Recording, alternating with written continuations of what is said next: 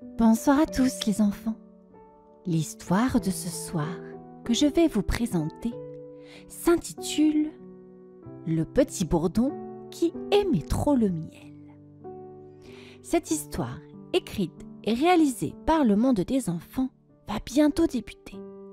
Mais avant de poursuivre notre histoire, j'aimerais te demander d'activer ta petite cloche de notification afin de ne manquer aucune de nos histoires et à mettre un petit pouce bleu si le contenu de nos histoires te plaît toujours. Et sans plus attendre à présent, notre histoire commence.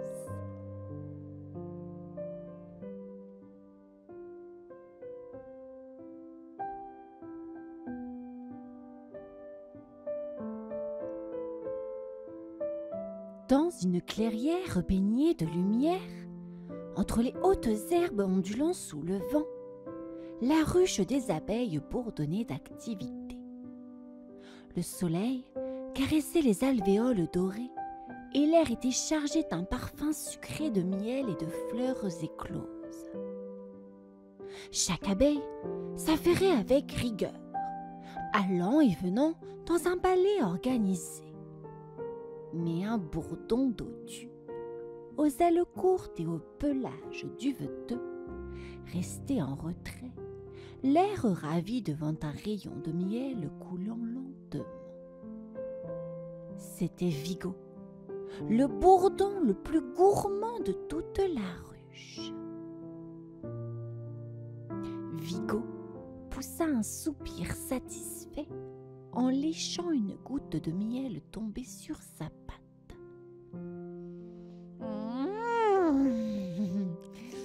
Délicieux. Pourquoi se fatiguer à voler quand il suffit d'attendre que le miel soit prêt? Murmura-t-il pour lui-même, les antennes frémissant de plaisir. Mais alors qu'il s'apprêtait à plonger une nouvelle fois sa patte dans le trésor doré, une ombre imposante se dessina au-dessus de lui. Il leva la tête et croisa le regard perçant de la reine des abeilles. Son expression sévère fit frissonner Vigo. « Vigo, encore en train de paresser ?» s'exclama-t-elle d'une voix douce mais autoritaire. Le bourdon avala difficilement sa bouchée et recula, les ailes frétillantes d'inquiétude. Je vérifiais juste la qualité du miel, Majesté. Balbutia-t-il. La reine plissa les yeux. Vérifier la qualité du miel, hein? Voilà qui est bien commode. Pendant que les autres s'épuisent à butiner, toi, tu te contentes de déguster leur travail. Vigo baissa la tête, ses antennes tombantes trahissant sa honte. Mais voler, c'est difficile. Et butiner, c'est épuisant. Osa-t-il murmurer. La reine croisa ses pattes et prit un ton plus doux. Alors, il est temps que tu apprennes pourquoi nous faisons tout cela. Demain, tu partiras en mission avec Zoé la coccinelle. Elle t'expliquera tout ce que tu dois savoir sur la pollinisation. Si tu réussis, tu pourras continuer à goûter notre miel. Sinon, elle s'arrêta un instant, laissant planer le mystère. Vigo sentit son estomac se serrer. Il adorait le miel plus que tout. Mais pouvait-il vraiment apprendre à travailler comme les autres? Le bourdon observa les abeilles en plein labeur. Un léger frisson parcourut son corps entre crainte et excitation. Peut-être que demain serait une aventure ou un désastre.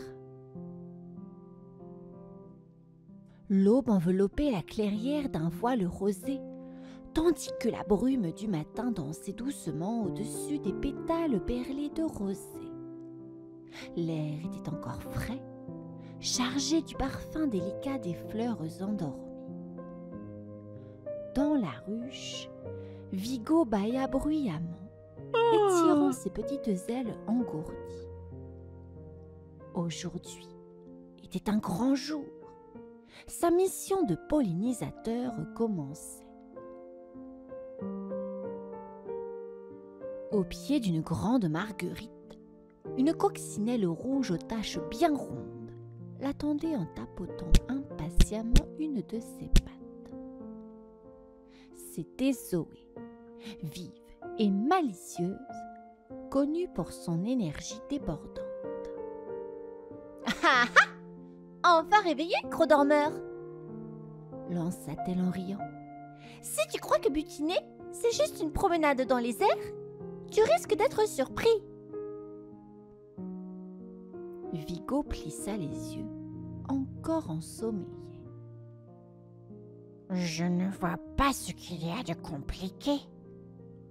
On vole, on se pose, et hop, c'est fini, non? Zoé secoua la tête. Oh non, mon cher! Il faut trouver les bonnes fleurs, récolter le pollen sans l'abîmer, et surtout, ne pas se laisser distraire par le nectar.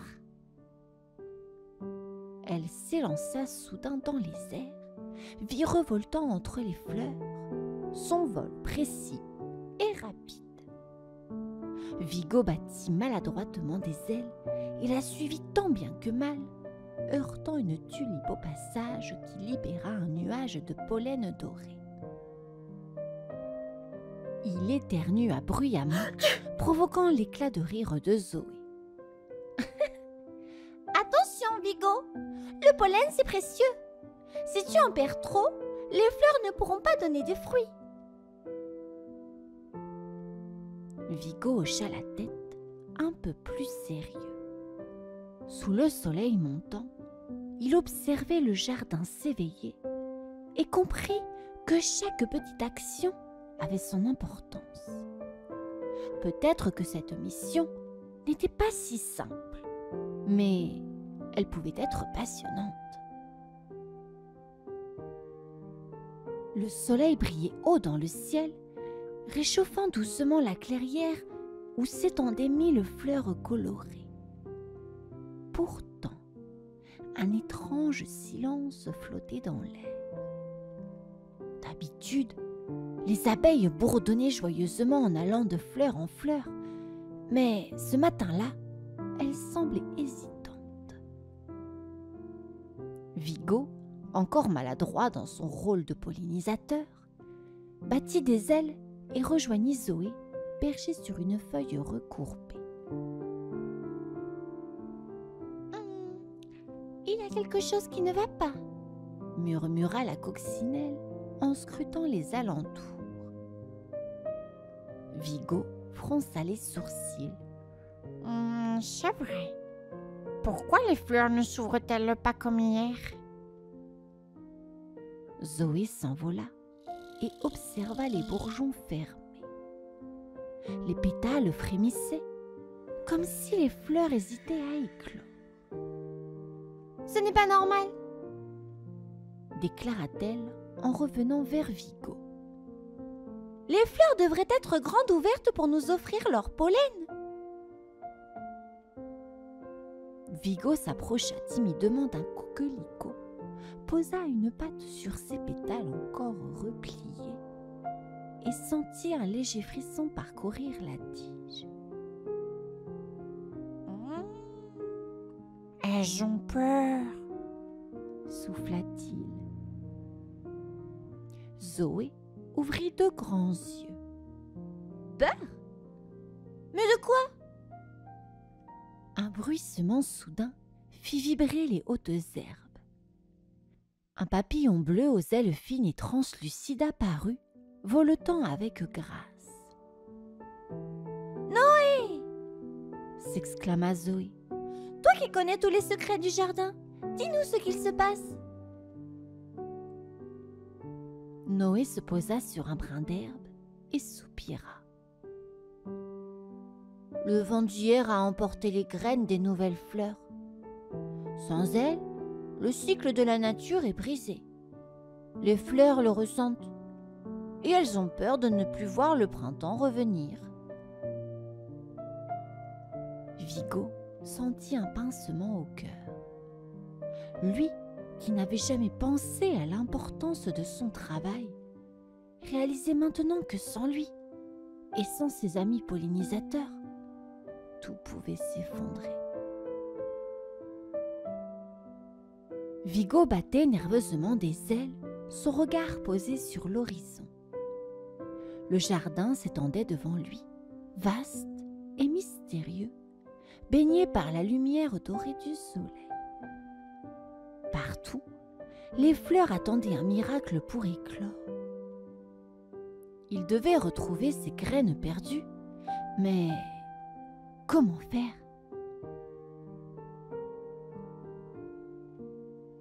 Zoé, perchée sur une tige d'herbe oscillante, observait son ami avec un mélange d'excitation et d'inquiétude. Vigo, nous devons être rapides. Si les fleurs restent fermées trop longtemps, elles risquent de se faner sans jamais s'ouvrir. Le bourdon déglutit.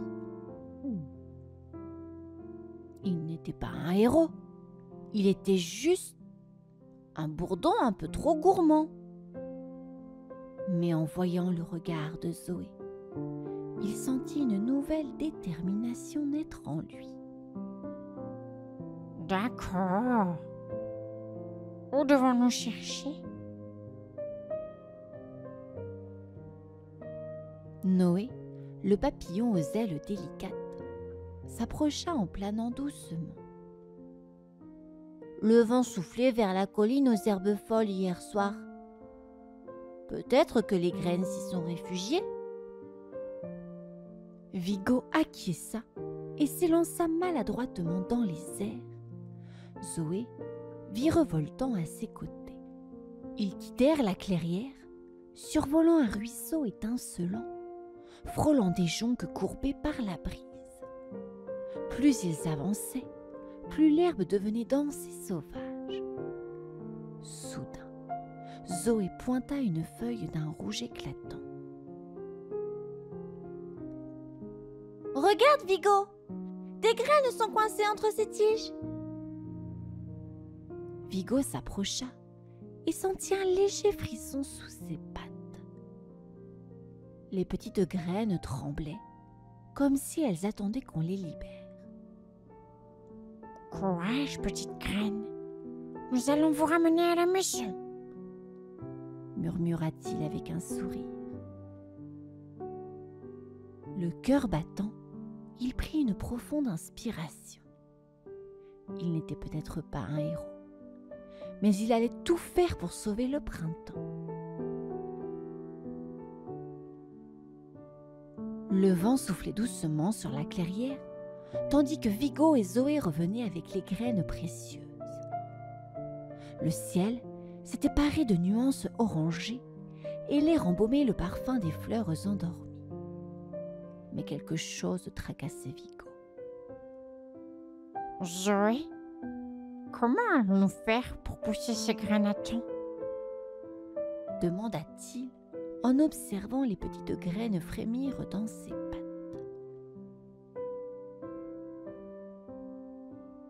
La coccinelle se posa sur une feuille et réfléchit. Il faut de l'eau, du soleil et peut-être un peu de magie. Vigo secoua la tête. « De la magie? Je ne crois pas à ces histoires. » Noé, le papillon aux ailes diaphanes, descendit doucement du ciel et se posa sur une tige. « Oh, mais tu devrais, Vigo! La nature a sa propre magie. Il suffit de l'écouter. » Le bourdon plissa les yeux. L'écouter? Comment ça? Noé sourit. Les abeilles chantent pour réveiller les bourgeons. Leur mélodie est douce, mais elle donne du courage aux fleurs pour s'ouvrir. Peut-être que si nous chantons tous ensemble, ces graines trouveront la force de grandir. Zoé frétilla d'excitation. Oh oui, oui, essayons. Vigo hésita. Lui, chanter, il n'avait jamais osé. Mais en regardant les fleurs flétries autour de lui, il sentit une chaleur étrange dans son cœur. Il prit une profonde inspiration et d'une voix timide, il commença à fredonner. Bientôt, Zoé et Noé l'accompagnèrent et le chant s'éleva dans la clairière. Soudain, un frisson parcourut la terre. Une tige verte perça le sol, puis une autre. Sous leurs yeux émerveillés, les graines se réveillaient. Vigo écarquilla les yeux. Oh, mais ça marche! Murmura-t-il, rempli d'émotion. Le printemps était sauvé.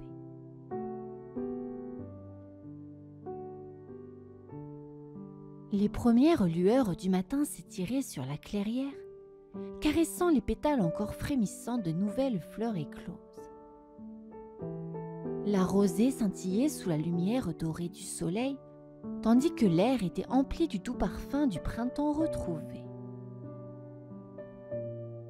Vigo, les ailes légèrement engourdies par l'effort de la veille, observait les plantes s'éveiller avec une fierté qu'il ne connaissait pas. Il n'était plus seulement un gourmand du miel, mais un véritable pollinisateur. Zoé voletait autour des fleurs fraîchement écloses, riant de bonheur.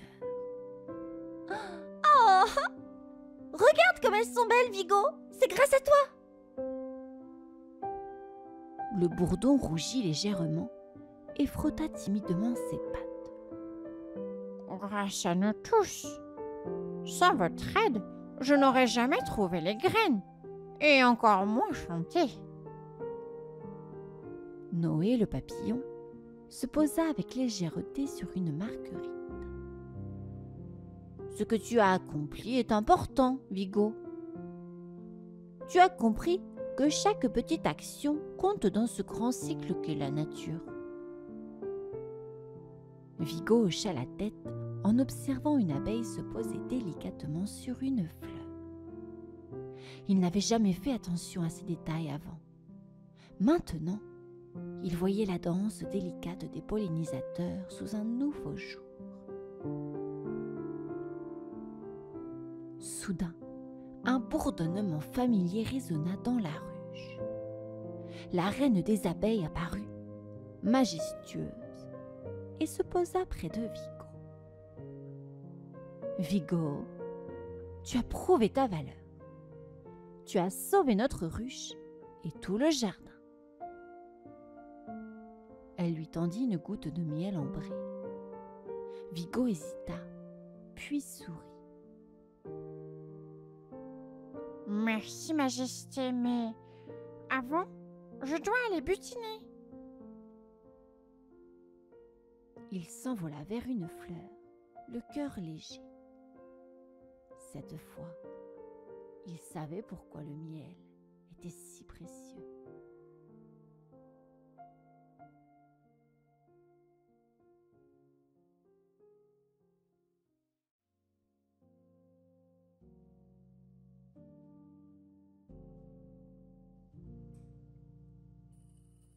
La nuit tombait doucement sur la prairie. Un voile d'obscurité bleutée enveloppait les herbes hautes, scintillantes de rosée. Tout semblait paisible, bercé par le chant lointain des grillons et le bruissement du vent léger. Mais, au milieu de ce tableau féerique, une petite lumière tremblotait derrière un mur de tiges fleuries. C'était la maison de Pépé Luciole.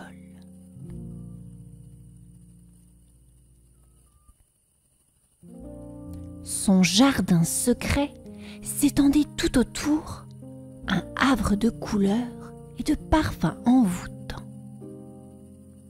Les pétales argentés des lys nocturnes luisaient sous la lune et les clochettes violettes dégageaient un doux parfum sucré. Chaque fleur brillait d'une lumière douce, comme un minuscule lampion suspendu dans la nuit. Mais ce jardin, aussi magique soit-il, restait un territoire interdit. Pépé Luciole, petit insecte rondouillard à la carapace lustrée, scrutait son domaine avec fierté. Il ajusta ses lunettes minuscules et soupira en voyant une silhouette se faufiler entre les tiges. « Ah, encore toi, Zaza !»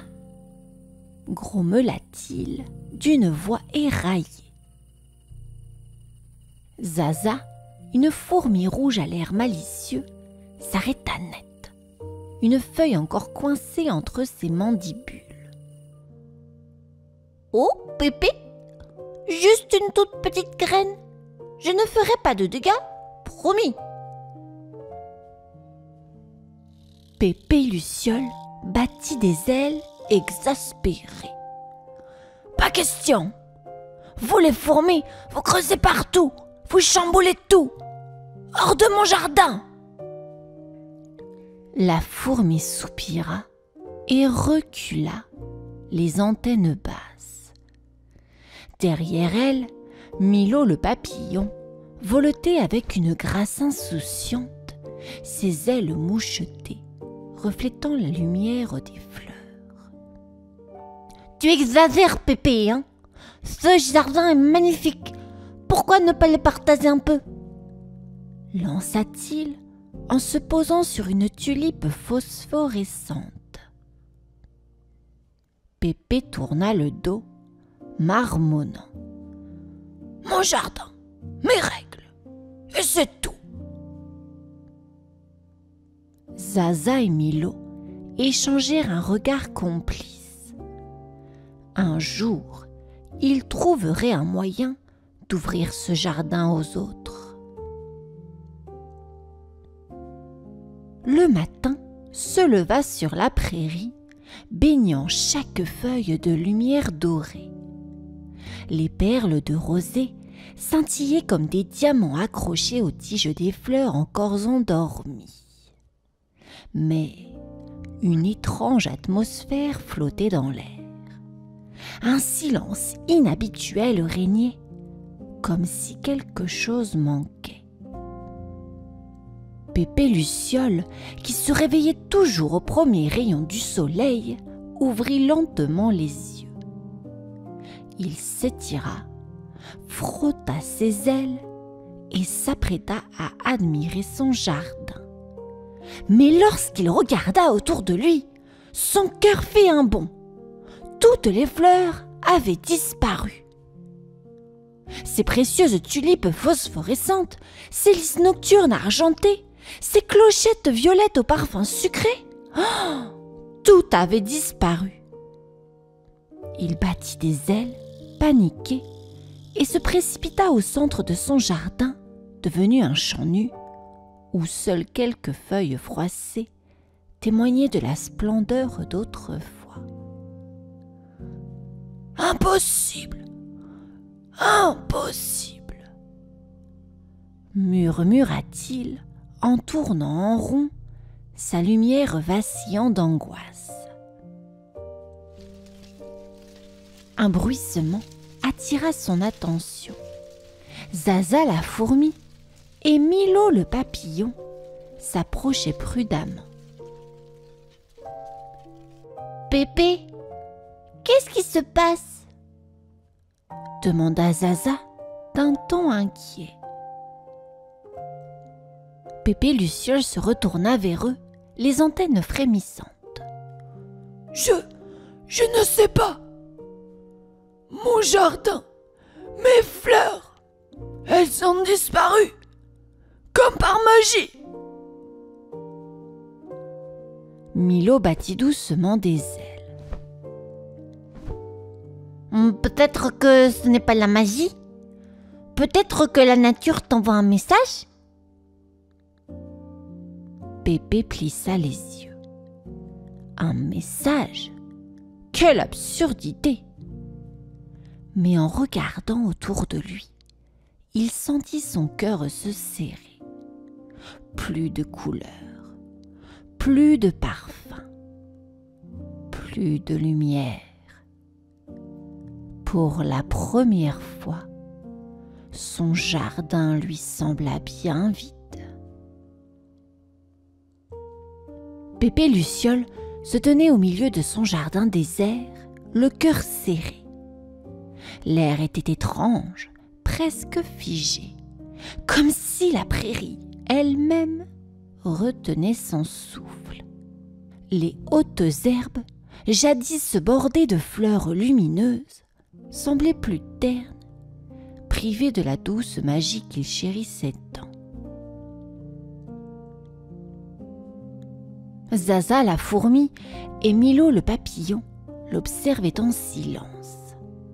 Zaza, d'habitude si vive, tapotait nerveusement le sol de ses petites pattes. Milo, quant à lui, voletait doucement, son regard brillant d'inquiétude. « Pépé, il faut faire quelque chose !» déclara Zaza d'une voix douce mais décidée. Le vieux Luciole soupira, secouant la tête. « Et que veux-tu que je fasse, Zaza? Les fleurs ne reviendront pas comme ça. » Milo s'approcha et posa délicatement ses ailes sur une feuille. Peut-être que si nous plantions de nouvelles graines? Pépé Luciole fronça les sourcils. L'idée était tentante, mais cela voulait dire demander de l'aide.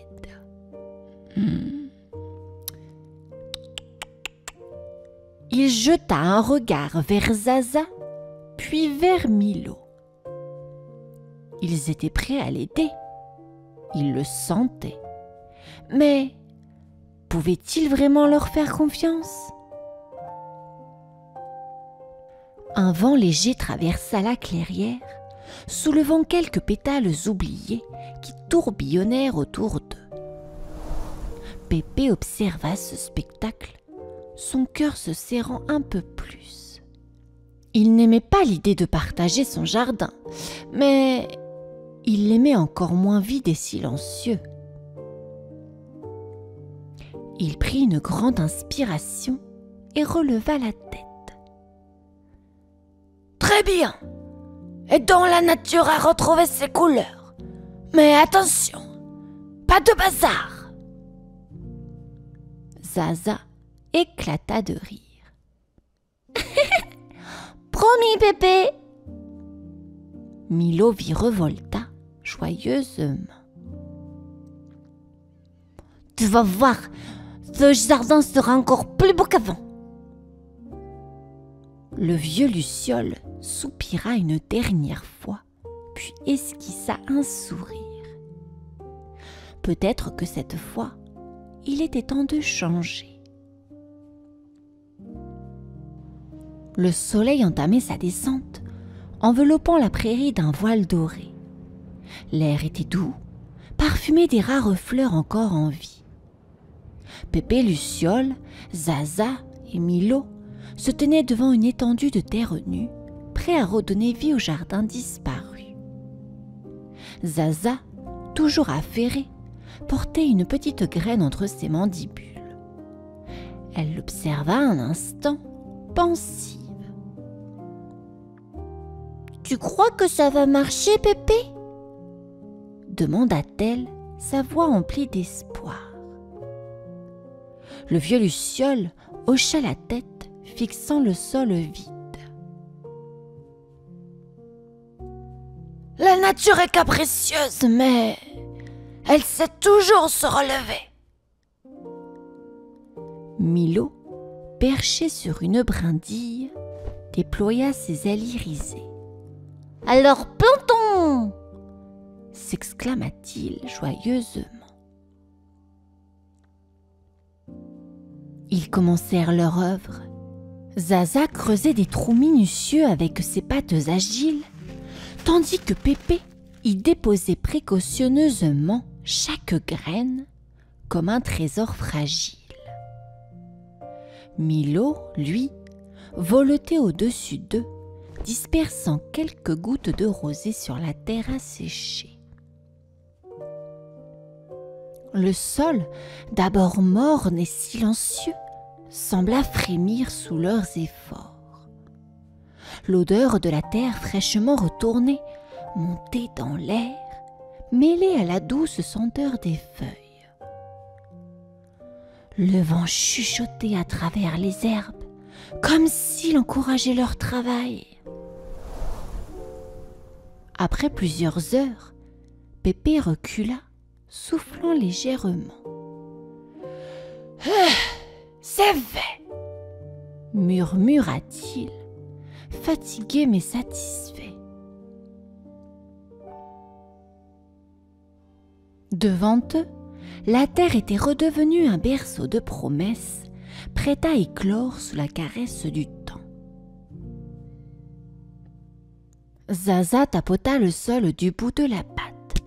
« Et maintenant ?» Pépé haussa les épaules. « Maintenant, on attend et on espère. » Milo sourit. « Et si, en attendant, on racontait des histoires aux graines, peut-être qu'elles pousseront plus vite ?» Un silence s'installa. Puis, Pépé éclata d'un rire rauque. Peut-être bien que cette fois, Milo n'avait pas tort. La nuit enveloppait la prairie d'un voile de velours sombre, piqué de milliers d'étoiles scintillantes.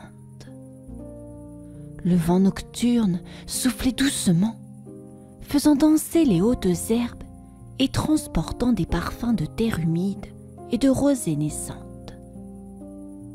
Pépé Luciole, Zaza et Milo s'étaient réunis sous l'arche formée par une vieille racine tordue, observant le sol fraîchement labouré où dormaient les précieuses graines qu'ils avaient plantées. Pépé Luciole fixait la terre silencieuse, le front plissé d'inquiétude. « Et si elle ne poussait pas ?» murmura-t-il pour lui-même. Depuis toujours, il avait pris soin de son jardin seul. Et voilà qu'il devait maintenant s'en remettre aux caprices de la nature et au travail de ses compagnons. Zaza, fidèle à elle-même, s'affairait déjà, transportant de minuscules morceaux de feuilles pour protéger les semis du froid. « On a fait tout ce qu'on pouvait, Pépé, » dit-elle en tapotant le sol de ses pattes agiles. « Maintenant, c'est à elle de jouer. » Milo, perché sur une brindille, battit des ailes doucement, créant une fine pluie de rosée qui vint perler sur la terre. « Tu verras, Pépé, demain, il y aura peut-être une surprise » dit-il d'une voix pleine d'espoir.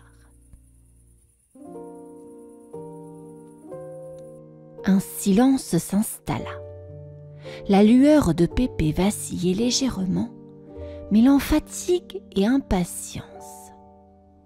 Il n'aimait pas attendre, mais En levant les yeux vers le ciel étoilé, il se surprit à penser que la beauté du jardin ne venait peut-être pas uniquement de lui.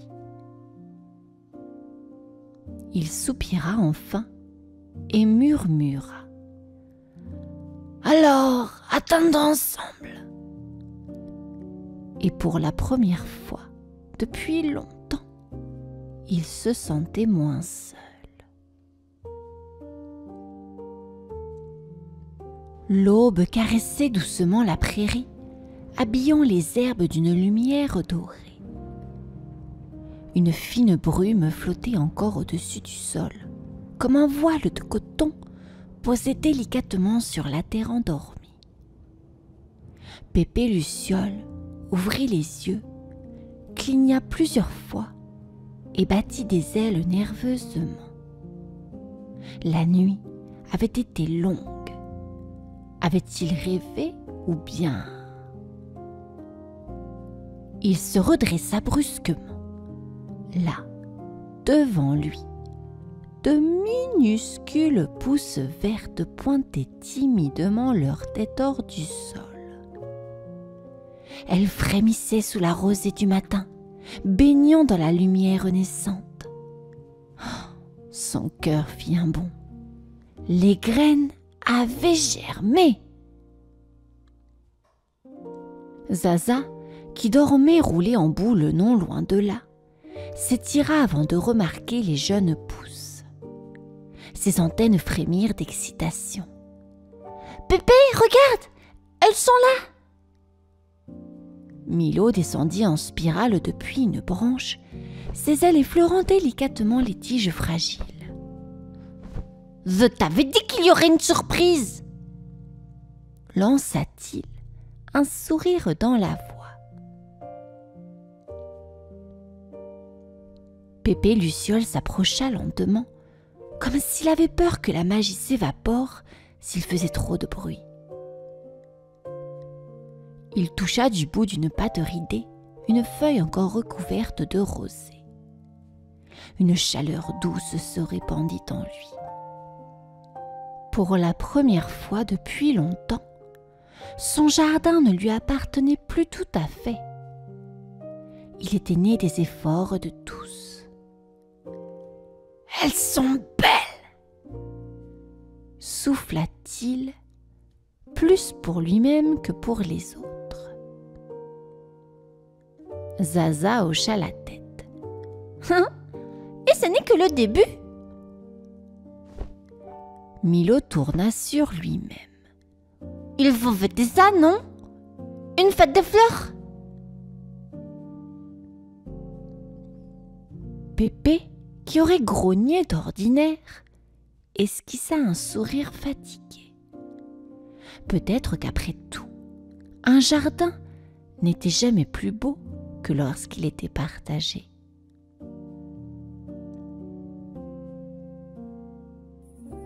Le soleil commençait à décliner, enveloppant la prairie d'une lueur orangée. Le vent tiède caressait les jeunes pousses qui s'épanouissaient doucement sous la lumière du soleil.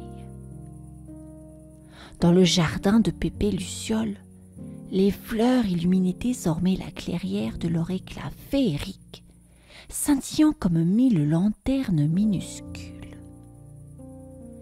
Un parfum sucré flottait dans l'air, embaumant la soirée d'une douce promesse. Pépé Luciole battit doucement des ailes en observant ce miracle. Son jardin renaissait, mais cette fois, il était différent. Il était plus vivant, plus animé. Et surtout, il appartenait à tous ceux qui l'avaient aidé à refleurir. Zaza la fourmi s'activait, dressant de petites guirlandes de feuilles pour marquer l'événement. Milo, le papillon, virevoltait au-dessus des fleurs, ravi de voir les couleurs vibrer sous ses ailes. Tout était prêt pour la fête des fleurs. « Pépé, tu es sûr que ça te plaît ?» demanda Zaza, un brin hésitante. Le vieux Luciole observa son jardin un instant, puis soupira avec un sourire fatigué. Oui, Zaza. C'est peut-être un peu chaotique, mais c'est magnifique. Milo s'approcha en riant. Avoue, tu n'as jamais vu ton jardin aussi beau, hein?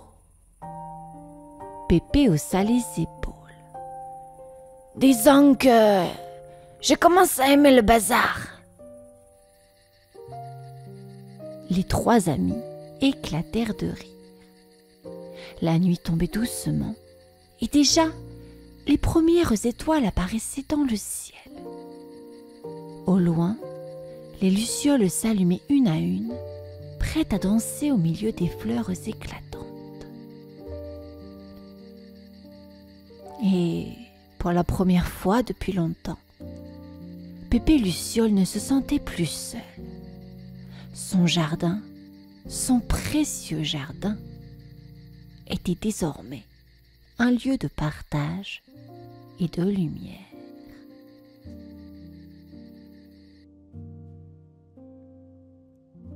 L'histoire est à présent terminée. J'espère qu'elle vous a plu. Je vous dis à bientôt et vous souhaite un joyeux printemps. Au revoir.